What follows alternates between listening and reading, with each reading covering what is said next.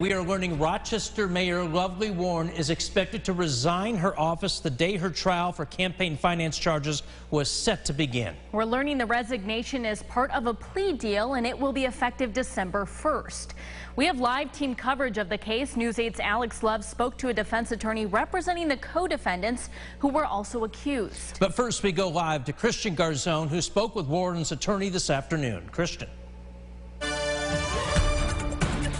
John, Alley, we were told this was a day of a lot of back and forth, a lot of negotiations, a lot of push and pull. She and two others pleaded guilty to election law violations as part of this misdemeanor plea deal. Now, under this plea deal, Warren will still be able to keep her law license in all of this. Also, with this guilty plea, the judge says Warren will waive her right to a trial by jury. The assistant DA said the mayor was willing to take responsibility, and it's time for our community and our city to put this behind us. Media did ask if this was a slap on the wrist, perhaps. Either way, she would have been gone by January 1st. So is a month early really that big of a deal? Well, we're told to ensure a smooth transition, she's staying on until December 1st of this year. Warren's attorney said to be clear, there is no missing money here. All the contributions were all reported to the Board of Elections. The problem, he says, is mistakes were made as to where money was reported to be deposited. The mistakes were made as to where they were reported and where they were deposited. But no one's missing any money. There was no scheme here. There was no fraud here. There was no intent to defraud anybody. Everything was out in the open in this case. Even the Political Action Committee, if you think about it, if you are going to scam somebody and there's a tool to use, an independent expenditure or a political action community, are you going to put it in your own name? Of course not. That was a mistake that they made. Now, a handwritten letter of resignation from the mayor is due to be turned in later this afternoon or this evening. Live in Rochester, Christian Garzone, News 8. John and Allie, right back to you. All right, Christian, thank you. Our team coverage continues with Alex Love, who was in court today. Two other staff members on Mayor Warren's campaign were also in court today, taking part in this plea deal. Alex, what can you tell us? So the other two parties charged alongside the mayor, Rosalind Brooks Harris and Albert Jones, also pleaded guilty to election law violations. Their lawyers echoed the same arguments they did in the courtroom, that this was all done out of negligence and that their clients have no criminal history nor are a danger to society. They believe the verdict was appropriate, adding that it was after the mayor signed onto the plea agreement. Jones and Brooks Harris wanted to move forward themselves to settle the case. It dragged on longer than they wanted while the mayor was weighing the offer to resign from office if she had to accept the plea deal, adding their clients gained no extra money by doing this and tried to correct the violations.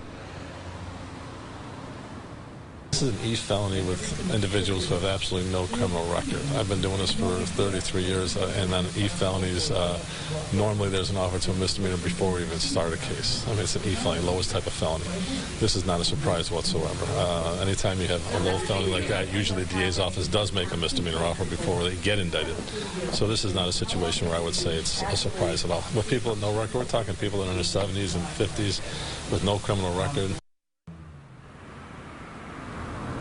Rosalind Brooks Harris had no comment when leaving the courtroom. Albert Jones didn't have much to say either, besides simply telling me that he accepts the verdict and said he was not innocent in this matter, but is ready to move on. Live in Rochester, Alex Love, News 8. All right, Alex, thank you. Local lawmakers are reacting to the news. Monroe County legislator Rachel Barnhart was one of the first to issue a statement saying in part, quote, "Public corruption cannot be tolerated, and we have a lot of work to do at the state and local level to ensure ethical conduct. For starters, we need a New York State Board of Elections that enforces the law. I am glad to see a resolution that includes accountability," end quote. The mayor's impending resignation sending shockwaves throughout the city. As Jack Watson learned today, the deal may actually be in the best interest of the mayor. Jack joins us live in the newsroom. Jack, what can you tell us? Allie, it's a plea deal which has a few major advantages for the mayor. The charges become misdemeanors instead of felonies, and it could allow the mayor's political career to go on. Just moments ago, I spoke with Nazareth College political science professor Timothy Neeland. He says this deal is favorable to Mayor Warren. This is actually in her favor because it doesn't mean that she will be removed from office. She would voluntarily resign in the face of these misdemeanor charges. Also, that means that she would not be disqualified in the future as a potential candidate or as someone who could work for another entity in New York. What I mean by that is that if she had a felony conviction, right, she obviously could do all of those things, but the likelihood that anyone would want to have her, join them in a nonprofit organization would be slim to none. So actually, this would be favorable for her political or public service future.